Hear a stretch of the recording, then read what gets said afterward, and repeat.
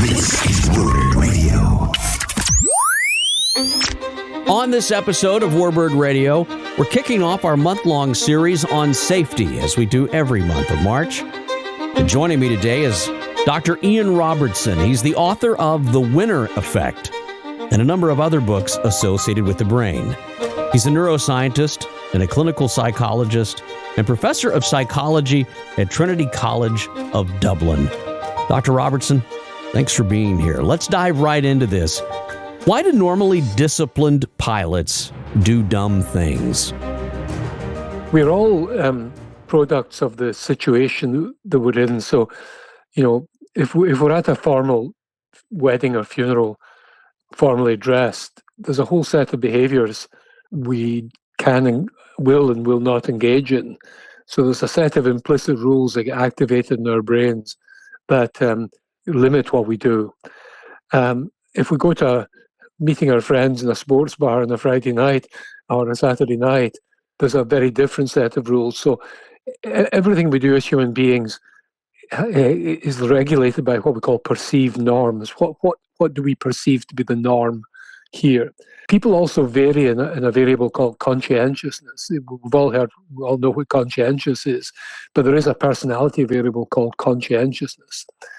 And some people are very good at sticking to the rules when they think other people are watching, when they're in the situation where these rules apply, but they're less liable to do that if they go to a situation where the rules don't apply.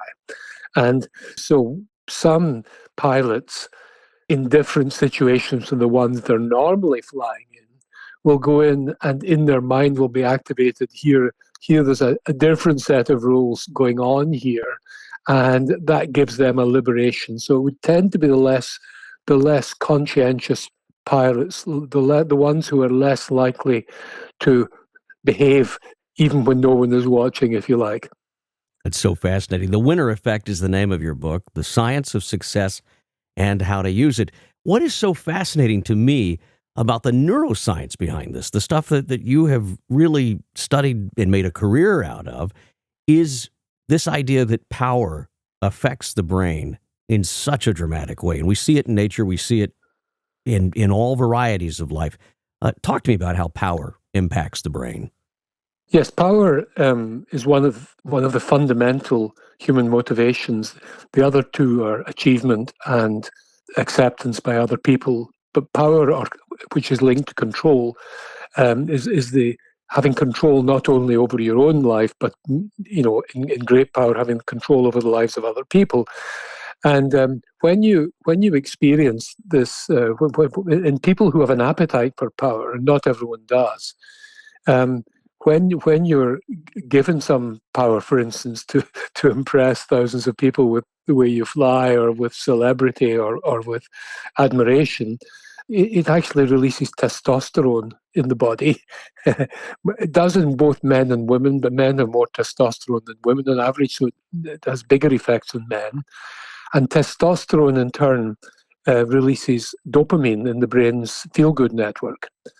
And that has a number of effects. It lifts your mood, it lowers your anxiety, and it makes you, the trouble is, in extreme forms, when it gets too much dopamine released, when you have too much power, it reduces your perception of risk, which will be very relevant to you and your listeners.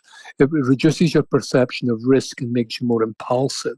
And so many of the brain's neurotransmitters have this upside-down U-shaped function where too little or too much and your brain underperforms.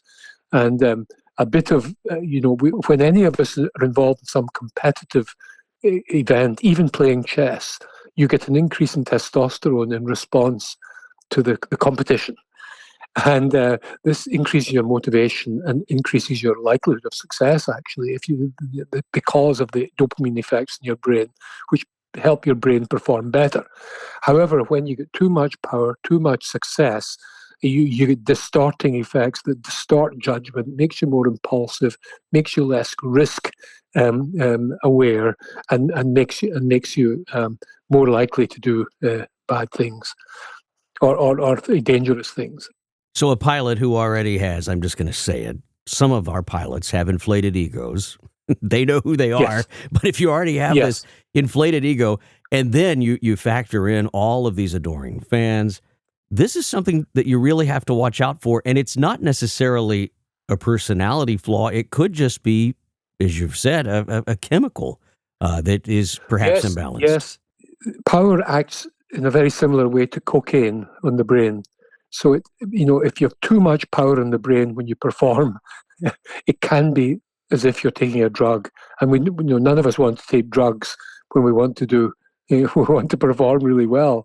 And so there are risks equivalent to flying while taking drugs, flying while having too much power in your brain, if you like. You gave some research in a talk that I watched with you featured in it, and you gave this example of the football game, the soccer match, and I believe it was Yes. between Italy and Brazil.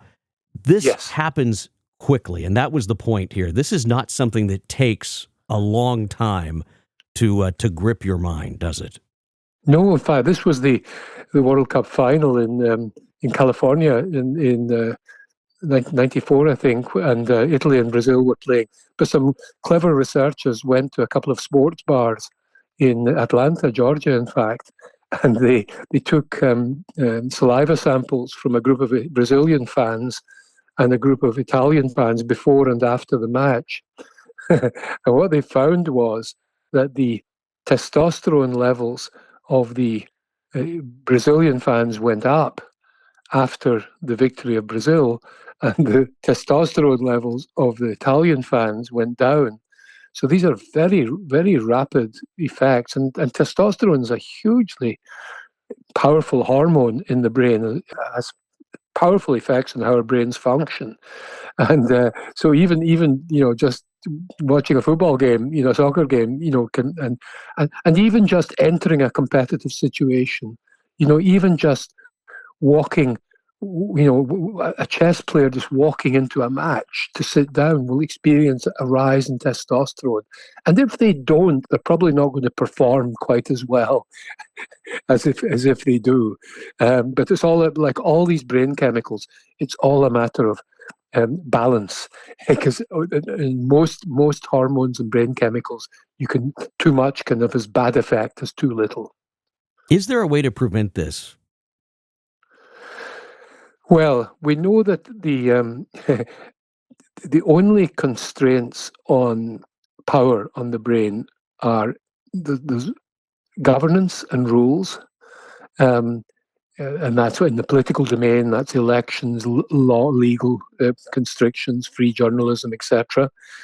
And internal ones, which is a moral or professional or other code that's in your brain, and that these moral or legal or internalized rules actually dampen down the hormonal response to power and make it less addictive.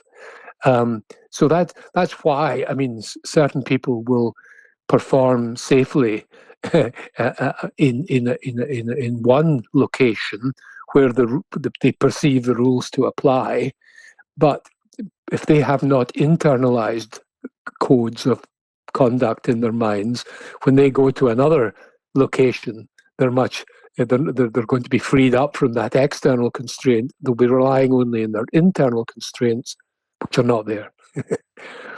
If someone is susceptible to this, there's likely something in their own internal code. So the best practice to not fall victim to this power effect, if you will, is to go in there and know ahead of time what you're going to do and what you're not going to do.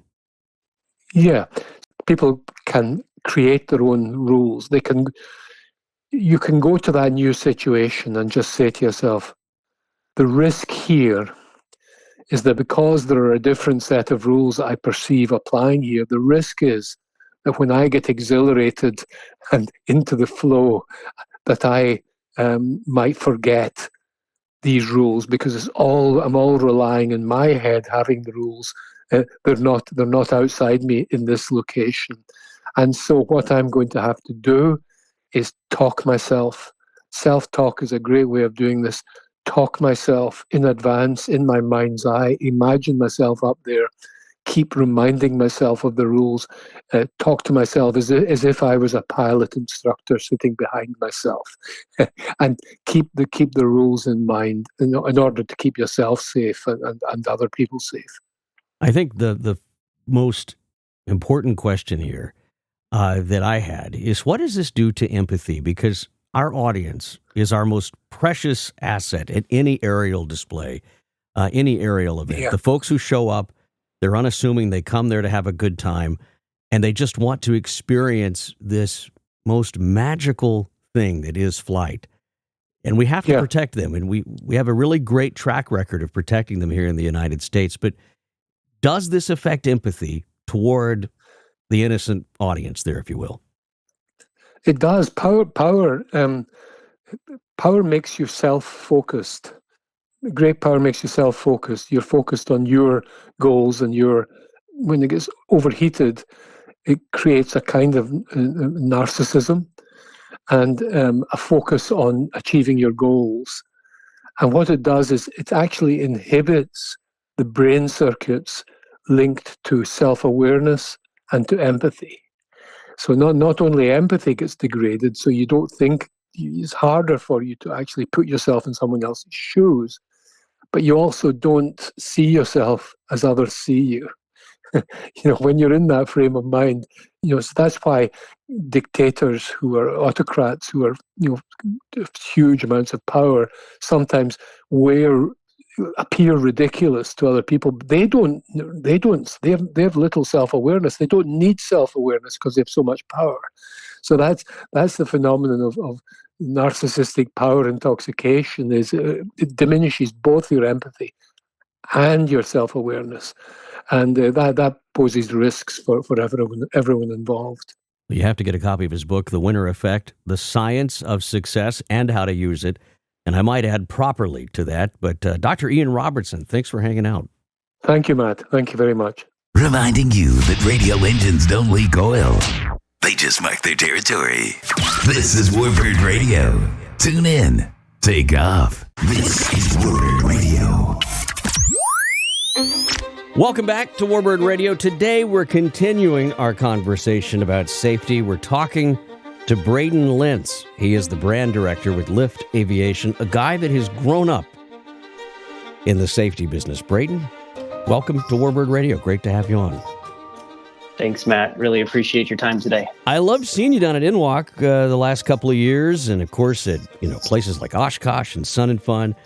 You got into this in kind of a roundabout way, making helmets and safety gear because of your love of motocross. Can you tell me about that? Let's dive in here a little bit.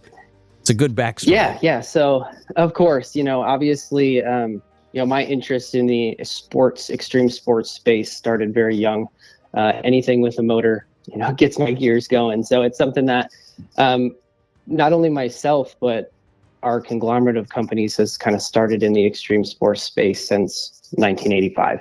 I started traveling to racetracks with my father, motocross specifically when I was younger, just really getting to meet and being involved with top level athletes in the industry. And that got me so interested in everything motocross, everything power sports, and everything protection, so to speak, being kind of tied in as a kid with EVS Sports, which is our extreme sports protection company since 1985, really kind of set my brainwave to, just note that whenever you get on a bike, whenever you get on a scooter, whenever you get on a motorcycle, a helmet is something that should always be a piece of the puzzle. So growing up in that regard, it's been awesome to be a part of Lift Aviation and have my own motorcycles, and hopefully someday have my own plane to be able to experience all of that together. So, and this was something mom and dad instilled in you. It's a family business, isn't it? Yes, sir. Yep. So my father started in 1998 or even before that, with EVS Sports as the sales and marketing director. And so, as a kid going to high school, walking from high school, I answered phones, did spreadsheets, cleaned up the warehouse, did all of that stuff, and just found my way into the family of what our companies had to offer. And it did nothing but interest me, so it's something that, I would be willing to bet my father would tell you, he never planned to have me working for Lift Aviation or EDS Sports or any of the companies, but I've found myself here and I absolutely love it. There's nothing good in most airplanes to hit your head on. The data that's out there for, bicycles and concussions with kids, it's plentiful. I mean, everybody knows the horror stories that come from riding a scooter, just like you said, or downhill skiing without a helmet. You just wouldn't do it. But there is this disconnect that comes from getting in your airplane. A lot of folks who fly Warbirds in particular, especially the aerobatic guys, they're big into helmets, and the reason is simple, that it is a literal no-brainer to wear one in anything that's vintage military. Talk about that from a safety aspect, why a helmet is so important. Yeah, of course. For us at Lift Aviation, our focus is protection in general. So whether somebody is wearing a Lift helmet or a Gibson and Barnes or a flighthelmets.com or an MSA or a Goulet, you're wearing a helmet. And I think that that's the most important thing.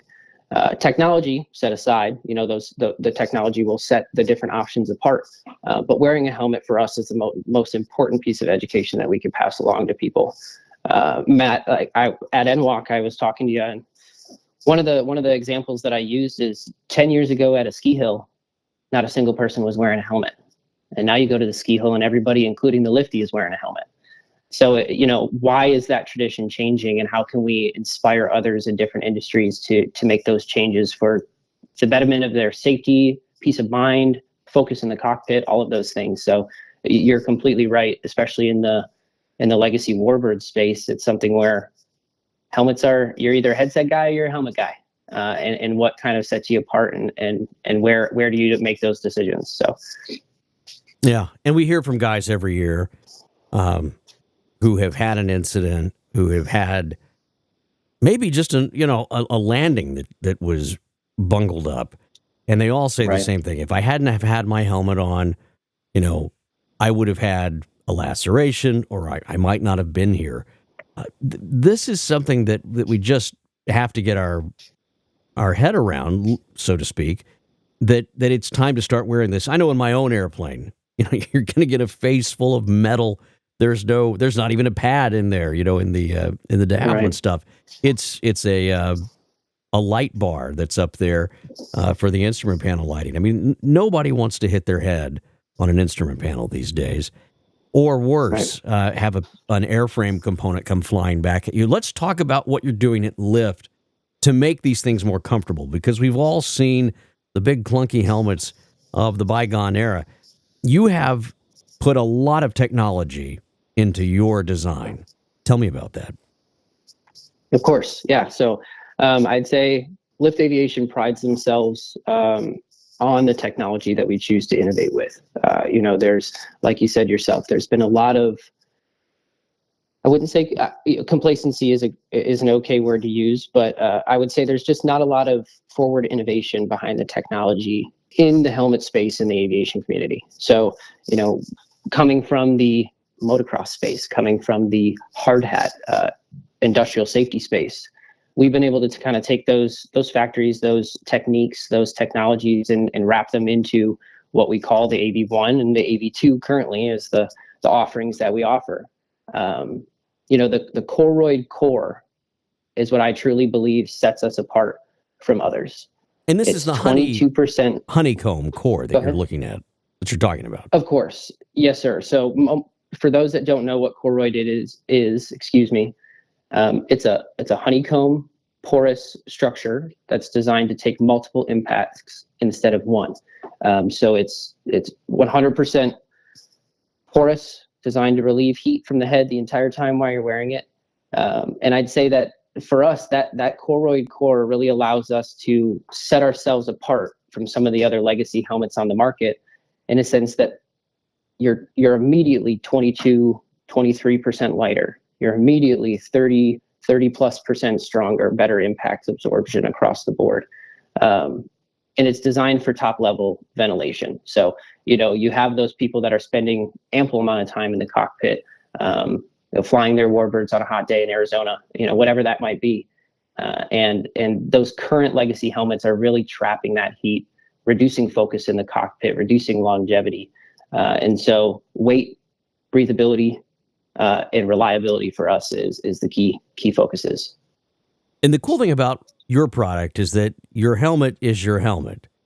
The avionics that go in the helmet, that's really up to the user, isn't it? That's 100% correct, Matt. We truthfully give our customers, and so does everybody else in the industry, your other competitors, your flight helmets, your Gibson and Bards, and everybody else. We all strive to give our customers a level of customization. We realize that everybody's plane is different, everybody's panel is different, low impedance or high impedance, A&R or P&R, whatever that looks like for each customer, it's going to be different. And everybody's kind of expecting a different level of performance. So we really try to give our customers as much customization as possible. Well, it's great stuff. Let's talk now about everything else that you make, including eyewear, shoes. You even have apparel. The shoes. This is something that everybody overlooks, but if you're flying a tailwheel airplane, you have something Right. really, really cool to offer. Yeah, the shoes are kind of funny in nature, where when we started our company, everybody was like, what the heck, a pilot shoe? But to the same extent as a bowling shoe or a golf shoe or a soccer cleat, everybody's got to have that purpose-built technology for what they're doing. And I'd say it's a little gimmicky at first until you try them on and put them to use. And fortunately, but unfortunately, that's one of our top selling items. We struggle to keep it in stock, and we have restocks coming in monthly of that product. So it's pretty cool. The Teflon heel sliders on the back is what make or break that shoe. It's designed to slide on the floor of the plane while you're working the rudder pedals. Prevents any sort of floating, sticking, catching of any sort of tennis shoe that you're currently wearing. But for us, it's really cool to be able to offer not only the head protection, but kind of the whole gambit of different items that a general aviation pilot could use. Elevated apparel. Let's talk about this, because the difference in what you make and what everybody else is making. Safety minded? In a sense, yeah. I'd say the Elevated Series apparel line has been kind of a brainchild of my own, in a sense that, coming from my own and the owner of our companies really tried to fine tune what this looks like as a high-end apparel line for a pilot. A little bit different from your cotton Glidden t-shirt. All of our stuff is moisture wicking, SPF resistant, multi-stretch, and it's made out of non-marring, super comfortable material. So as you're pre-flighting, as you're walking around cleaning the leading edge or anything like that, none of the buttons or snaps or zippers are going to scratch the plane or have anything to worry about. Easy to take off in the cockpit. All of that stuff has been thought about. So it's kind of just a different take on your everyday aviation t-shirt from Sun and Fun or whatnot. But we've had great success in it, and the industry is loving it so far. So feel free to check out our website. I know that we have an awesome discount going this next month on that stuff. But if anybody has any questions, we'd be happy to help them out. The website is available on this show's story. It'll be liftaviationusa.com. And we'll get back to that.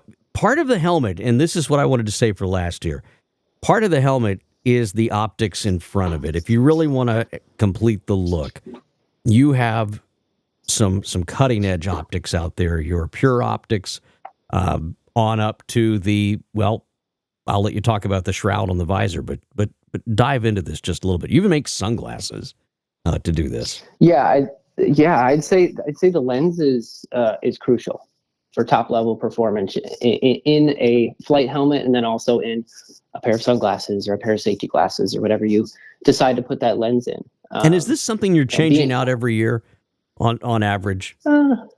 I wouldn't say every year, but we are continually innovating as always. So as customers say, hey, we want to see that option. We're here to listen. We're here to create that stuff. So I'd say that we have some new color options, different low-level flying lenses, so to speak, coming. But we try to do a good job in launching the product in a sense of offering as many lenses as we can.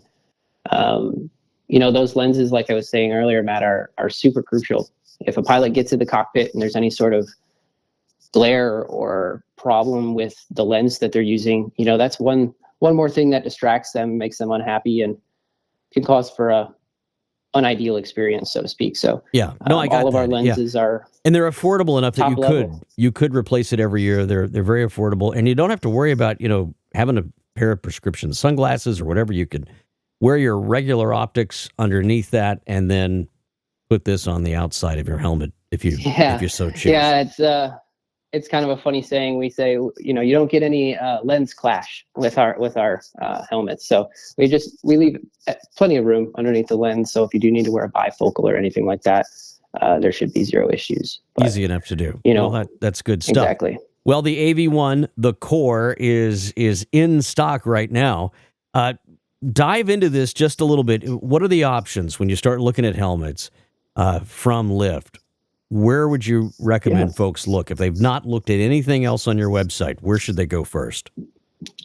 Yeah, of course. Obviously helmet ordering and helmet safety can be a little daunting at first if you don't know a lot of the ins and outs or the lingo, so to speak. But the best way to start is honestly to take a look at the website, whether it's Lift or Evolution or Gibson and Barnes or Gentex or whatever else. They all have the very similar order process, but take a look at the website, navigate to the standard level AV1 core, and click customize.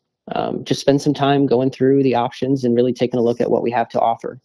And if you have any questions, you can give our office a call, and we have multiple members of the team here that are happy to walk through the entire process from start to finish with anybody that's interested. So the AV2, the AV1, both helmets are available and in stock. And I'd say that the best thing to keep in mind is don't hesitate to call. The helmet process is not the easiest, and we want to be able to handhold those customers through that process. So sure, sizing and all that stuff. Any question on that? Call Braden, call his team, and figure this out. I love what you're saying though. Wear a helmet. That's the most important part of this. And whether you go with any helmet company, the most important thing here is put one on whenever you fly. I don't like getting in the airplane without it. Mine has been under repair for a few weeks now. And, I mean, the weather's perfect right now, but I got to tell you, I'm not going because in the back of my mind, it's, you'd be flying with just a regular headset and there's no mission in my life to get in an airplane, right? I mean, it's just for fun. So it's like, hey, right. I think I'll just, I think we're all kind of on the right. I think we're all kind of on the same page in a sense that, it's super important. And in going to NWAC, we get this experience every year. NWAC is designed to educate and involve people in how we can all fly safely and continue to keep these warbirds in the air. Lift Aviation started in the warbird space. It's where our heart is. So it's incredibly important for us that pilots continue to educate themselves and others on the importance of helmet protection. Like we said, any helmet is a helmet. Please put one on. Well, there you go. So that's well whatever said. Solution that is. Yeah, put one on. That's the most important thing. Look, if you want the latest in technology, give Braden and them a call. Do not, and I mean this sincerely, do not put your head in something that has not been gone through. Don't pull one off of a popular website we all use to buy used stuff on. Don't just throw one on. Go have it at least gone through. Be safe and be smart about this. But Braden, look, thanks for coming on for Safety Month, man. I really, really appreciate you coming on, and I hope you come back next year. Matt, honestly, it's been a pleasure. I would like to say one more thing. I think that what you're doing here with Warbird Radio is absolutely fantastic, passing that education along. So on behalf of Lift Aviation, any of the listeners that are currently listening to this episode, go ahead and shoot me an email directly, braydn@liftaviationusa.com. If you feel so inclined to want to ask any questions or actually decide to purchase a helmet, I'll give you a $100 discount on either of our models calling from this episode. So go ahead and shoot me an email directly. We'd love to lower that barrier for these customers and these pilots to really give them confidence to put their head in a helmet. So that offer stands. We'll run that through April 1st. So that's awesome. Go ahead and give me that information, and we look forward to speaking with anybody that has any questions. And if it's after April 1st and you're just hearing this, send him an email anyway. Just trust me, Braden's the kind of guy you want to talk to. And look, you got to tell your family when you buy this thing or any helmet. And I'm telling you, if you had a conversation with them and you said, look, I'm considering this one. It's kind of old school, I know, but I like the look. I'm also considering this one. It's got the latest and greatest technology. Which one do you think your family's going to choose for you? That's all I'm going to say about that. Call Braden and send him an email. Braden Lentz from Lift Aviation. Thanks for coming on. Thanks, Matt. We'll be back with more on Safety Month as the month of March rolls on here on Warbird Radio. It's officially air show time, by the way. First one that I'll be at with Warbird Radio and announcing will be in Yuma, Arizona, down there at Marine Corps Air Station Yuma. I look forward to seeing you out there on the road as air show season 2025 kicks off. I'm Matt Jolly. Thanks for being here. So long for now. This is Warbird